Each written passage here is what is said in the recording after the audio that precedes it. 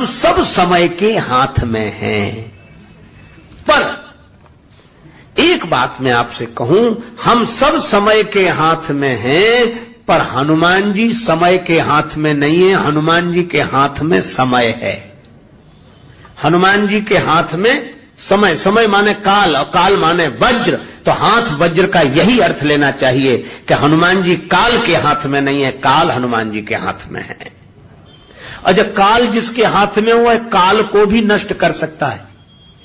और इसीलिए हनुमान जी ने, एक महात्मा तो कह रहे थे कि हनुमान जी ने जब लड़ने लगे युद्ध में, कवितावली में वर्णन है, बिरझोड़न मारुत को बिरुदैत जो काल काल सो बूझ ही परे। हनुमान जी काल के काल दिखाई दे रहे हैं। और शंकर जी से कहा, शंकर जी ने कहा पार्वती देख रही हुई लड़ाई। पार्वती जी बोली आश्चर्य है, हनुमान जी ऐसा कर रहे हैं। शंकर जी बोले नहीं नहीं, हनुमान जी करते दिख रहे हैं, पर महिमा किसकी है? किसकी? का उमान कछु कपिके अधिकाई, प्रभु प्रताप जो काल ही खाई। काल सबको खाता है, पर हनुमान जी काल को खा जाते हैं। तो काल हनुमान जी के हाथ में है। और यही रामचरितमानस की कथा भी संकेत करती है। क्या? रामचरितमानस की कथा यह संकेत करती है कि काल नेमि ने ही हनुमान जी का रास्ता रोका था। और आप जानते हैं नेमि कहते हैं चक्र को, है ना? नेमि माने चक्र और काल माने समय। तो काल नेमि माने काल चक्र, समय का चक्र चलता रहता है। सुबह होती है, शाम होती है, जिंदगी यूं ही तमाम होती है। ये काल चक्र चलता रहता है। कल भी शाम आई थी, आज भी आई, कल भी नहीं रही, आज भी नहीं रहेगी। फिर सवेरा होगा, फिर दोपहर, फिर शाम, फिर सुबह, फिर दोपहर, फिर शाम, फिर रात। ये काल चक्र ये सबके जीवन में आता है, सबके मार्ग में आता है। कालनेम ने हनुमान जी का रास्ता रोका। रावण गया कालनेम के पास कि तुम तैयार हो जाओ। कालनेम बोला क्या करना है? कहा रास्ता रोकना। बोला मैं तैयार हूं। किसका रास्ता रोकना? रावण बोला हनुमान जी का। कालनेम बोला ये नाम सुना हुआ लगता है, पहले भी सुना है।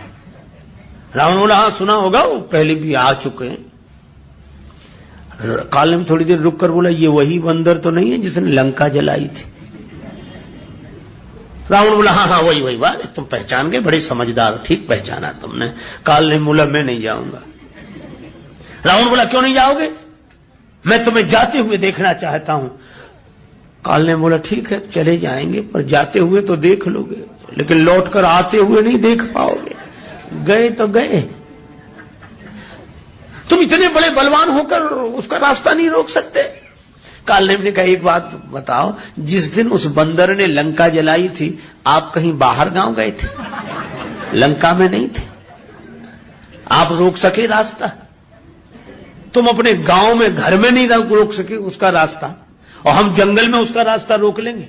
देखत तुम्हें नगर जही जा रहा, तास पंथ को रोक नहीं पा रहा। कौन रोक सकता है? रावण बोला जाओ। कालनेम कहा जा रहा है, गया। अच्छा आप विचार करो, कालनेमी कली, कली कलियुग ही कालनेमी है, काल चक्र है। कालनेमी कली कपट निधानो, नाम सुमति समरथ हनुमानो। हनुमान जी को क्या कहा गया? सुमति समरथ, इसीलिए कुमति निवार सुमति के संगी।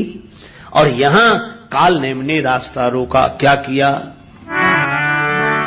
बाबा जी बन गया, आश्रम बना लिया, मंदिर बना लिया, बगीचा बना लिया।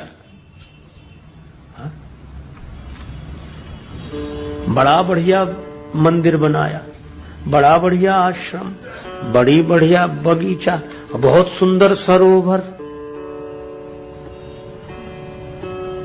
खुद बन गया बाबा जी। है कालनेमी। ये रूप बदल कर आता है। कलयुग भी ऐसे ही रूप बदल के आता है। ये रूप बदल के आता है। हनुमान जी को भी धोखा हुआ कि अगर ये साधु ना हो तो इतना बढ़िया मंदिर बना था, इतना बढ़िया बगीचा। देखो भगवान की कृपा है। अरे कृपा नहीं, अभी पता लगेगा। वो तो मकरी ने पांव पकड़ा, हनुमान जी ने लात मारी। अच्छा ये देखो, हनुमान जी जैसे ही पहुंचे और कालनेमी जो देखा तो अब लगा वो कथा कहने। अब वेश से तो बन गया वो, पर कथा कभी कही होती तो कहता, न कही होती, कहीं सुनी होती तो कुछ अंदाज से काम चलाता। पर लंका में न कथा कही जाती थी न सुनी जाती थी, वहां से तो कथावाचक भगा दिए जाते थे। गोस्वामी जी ने लिखा, तेहि बहुविध त्रासई देश निकासई जो कहे वेद पुराना। जो वेद पुराण की चर्चा करे उनको डरा धमका के नगर से निकाल दिया जाता था। अब कालनेमी ने कथा शुरू की घबराहट में, तो न मंगलाचरण न भगवान का नाम, और कथा भी न बालकांड न अयोध्या न अरण्य न किष्किंधा न सुंदर, कथा सीधे शुरू हुई लंका कांड से। और कथा शुरू हुई रावण के नाम से, होत महारण रावण राम ही, और कथा सीधे लड़ाई से ही शुरू हुई। हनुमान जी ने कहा ये कैसी कथा है। कालनेमी संभल गया, जीती ही राम न संशय या मई, राम जी जीतेंगे। हनुमान जी आए और हनुमान जी को प्यास लगाई कि बड़ी जोर की प्यास लग रही है। आप लोग श्रीमद् भागवत की कथा में सुनते हैं, जब 10वां स्कंध आरंभ हुआ तब सुखदेव जी ने कहा कि जब से कथा शुरू हुई तुमने कुछ जल भी नहीं पिया है, कुछ जल पी लो, कुछ ग्रहण कर लो, उसके बाद फिर कथा शुरू होगी। तो उत्तर दिया है महाराज परीक्षित ने कि महाराज आपके मुख चंद्र से कथामृत झर रहा है, मुझे न प्यास लग रही है। भूख की कौन कहे, प्यास भी न साथ ही दुख कहा कि मुझे तृषा भी नहीं लग रही है, प्यास भी नहीं लग रही है। अब आप विचार करें। परीक्षित बोले कि प्यास नहीं तो ये अनर्थ कराया, प्यास ही तो लगी थी, महात्मा के आश्रम में गए थे। पर कथा में अमृत जो पी रहा उसे प्यास नहीं लगेगी। आप विचार करें, सुखदेव जी कथा कहेंगे तो महाराज परीक्षित की प्यास चली जाएगी, और अगर कालनेमी कथा कहेगा तो हनुमान जी को प्यास लग आएगी, प्यास बुझेगी नहीं, लगेगी। और जब जब कालनेमी के द्वारा कथा होती है भक्त की प्यास बुझती नहीं है। लोग कहते वहां गए कुछ समझे भी नहीं आया, पता नहीं क्या हो रहा था कुछ, हमें तो ये लगा कि चले यहां से, कुछ प्यास बुझनी चाहिए। प्यास लगी है, मांगा जल ते दीन कमंडल, घबराया हुआ है कालनेमी, कुछ मांगो कुछ देता है। हनुमान जी ने पानी मांगा, उसने कमंडल दे दिया। हनुमान जी बोले कमंडल आप हमें दे रहे हैं, ये तो गुरुओं के द्वारा चेलों को दिया जाता है कि हम जाने वाले, हमारा कमंडल अब तुम ही संभालो, तुम हमें कमंडल काहे को दे रहे हो। काल ने बोला वो चेले ही तो बनाना है तुम्हें, तो बनाने के बाद कमंडल देना चाहिए था। काल ने बोला हमने सोचा जो बाद में करना सो पहले ही ले दीक्षा देना चाहते। अब कैसी अद्भुत बात, शिष्य प्रार्थना करे कि गुरुदेव दीक्षा दे दो, मैं आपसे दीक्षा लेना चाहता हूं, यहां तक तो ठीक। और गुरुजी कहें कि हम तुम्हें चेला बनाना चाहते हैं।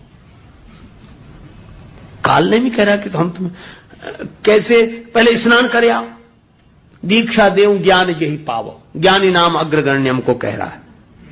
पर हनुमान जी सरल सीधे चले गए, सरोवर में प्रवेश किया, मकरी ने पांव पकड़ लिया। ये विषय जल के सरोवर में वासना की मकरी रहती है, विषय रस के सरोवर में प्रवेश करोगे, वासना की मकरी पांव पकड़ लेगी। पांव पकड़ लेने का मतलब आगे न बढ़ने दे, गति रोक दे। ये वासना ने ही तो हमारी गति रोक रखी है, पकड़ कर रखा है। पर हनुमान जी ने इस पर प्रहार किया, मारी। मकरी बोली वाह रामदूत, चरण पकड़ने वाले के साथ यह व्यवहार। हनुमान जी बोले जो पांव पकड़ के डुबा देना चाहे उसके साथ यही व्यवहार करना चाहिए।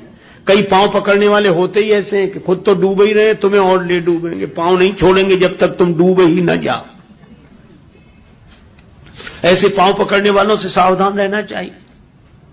पर कई लोग पांव पकड़ने वालों के फेर में ऐसे पड़ते हैं कि वो जानबूझकर खुद ही डूबते हैं। पर हनुमान जी ने प्रहार किया, वह दिव्य हो गई। कहा कि चरण पकड़ने वाले के साथ यह व्यवहार, हनुमान जी बोले जो पांव पकड़ के डुबा दे उसके साथ तो यही व्यवहार करना चाहिए। और बोले इस कथा कहने वाले के साथ, अरे बोले महात्मा है, मकरी बोली, महात्मा नहीं मुनि न हो यह निश्चर घोरा। ये वासना पर जब किसी संत के द्वारा प्रहार किया जाता है तो वासना ही उपासना बन जाती है, दिव्य बन जाती है। जो मन की वृत्ति संसार से जुड़ी थी वो भगवान से जुड़ जाती है। और तब उसने कहा मुनि न हो यह निश्चर घोरा, मानव सत्य वचन कपि मोरा। हनुमान जी गए और क्या किया? काल ने बोला आओ आओ आओ वत्स तुम्हें दीक्षा दें। हनुमान जी बोले जब से आए सारे काम उल्टे हो रहे हैं, एक काम हम भी कर दें। क्या? बोले गुरुजी पहले दक्षिणा ही ले लो, बचे रहो तो दीक्षा दे देना। ऐसी दक्षिणा दी, सिर लंगूर लपेटी पछारा। मरते मरते बोला राम राम। हनुमान जी बोले अब सही दी दीक्षा? तो बोलो काल नेमी को पराजित करने वाले। और काल नेमी कौन है? कलिकाल। तो कलिकाल के जो हाथ में हो वो इंसान, और कलिकाल जिसके हाथ में हो वो हनुमान। हनुमान जी के हाथ में कलिकाल है। अच्छा वैसे भी देखो कथाएं भी अद्भुत संकेत करती हैं। क्या? हनुमान जी ने बाल्यकाल में ही सूर्य भगवान को मुख में रख लिया, और सूर्य भगवान तो काल की गति की सूचना देने वाले, और काल की गति जिसने अवरुद्ध कर दी हो उनका नाम हनुमान जी है। तो ये हाथ वज्र, वज्र माने काल, काल जिसके हाथ में हो। और इसीलिए हनुमान जी से वैद्य ने कहा संजीवनी बूटी लेने तो जा रहे हो पर सूर्योदय के पहले आ जाना। हनुमान जी बोले सूर्य भगवान जानते हमारे बारे में, मैं लौटूंगा तभी सूर्योदय होगा, उसके पहले नहीं। और उसके पहले उगेंगे तो मैं सवेरा होने ही नहीं दूंगा। तो हनुमान जी के हाथ में काल है। अच्छा अब इससे अर्थ क्या हुआ? हाथ वज्र अरु ध्वजा विराजे। हाथ में वज्र है और ध्वजा, इसका अर्थ है कि भगवान के यश की ध्वजा वही लहरा सकता है जो समय के हाथ में न हो। समय जिसके हाथ में हो वही भगवान के यश की ध्वजा को लहरा सकता है। अर्थात जो कलिकाल से प्रभावित न हो, कलिकाल से जो प्रभावित न हो, जो कलिकाल को प्रभावित कर दे वही भगवान की कीर्ति की ध्वजा लहराएगा कि ये भगवान के भक्त ऐसे होते हैं। तो हनुमान जी काल के हाथ में नहीं है, काल उनके हाथ में है। इसीलिए हाथ वज्र अरु ध्वजा विराजे, हाथ वज्र अरु ध्वजा विराजे, हाथ वज्र अरु ध्वजा विराजे, हाथ वज्र अरु ध्वजा विराजे, कांधे मूंज जनेऊ साजे, कांधे मूंज जनेऊ साजे।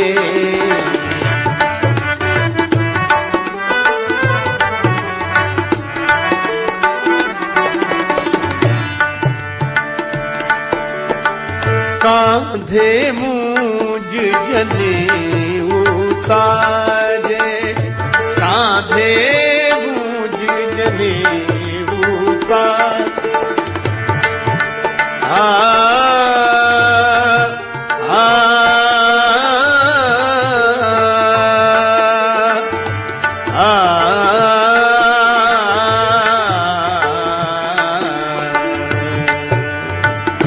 कांधे मूंज जनेऊ साजे।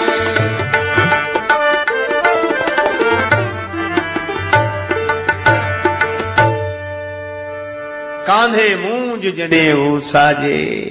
श्री हनुमान जी कांधे पर यज्ञोपवीत मूंज मेखला ब्रह्मचारी का रूप है। श्री हनुमान जी आजन्म बाल ब्रह्मचारी हैं, इसीलिए मेखला का वर्णन है। मूंज की मेखला यज्ञोपवीत धारण करते, कांधे मूंज जनेऊ साजे। लेकिन आपको मैं एक बात बताऊं, रामचरितमानस में विशेष रूप से दो ब्रह्मचारियों का वर्णन है। एक